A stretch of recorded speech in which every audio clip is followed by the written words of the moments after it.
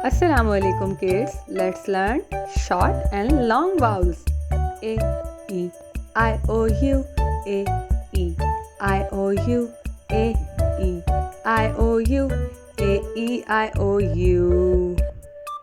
Now see, vowels have two sounds each. One is short and the other one is long.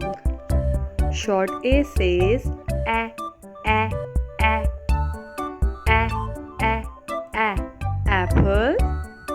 Long A says a, acorn.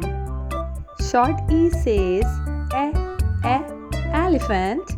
Long E say e, eagle. Short I says a, insects. And the long I said I, Iceland. Now let's take a break. The short O says ostrich.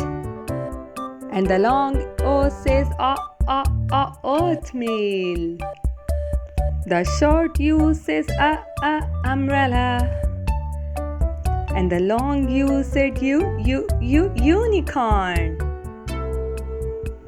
Let's sing a song. Vowels have two sounds. E, E, I, O, U, A, E, I, O, U.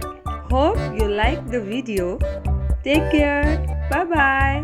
See you in my next video.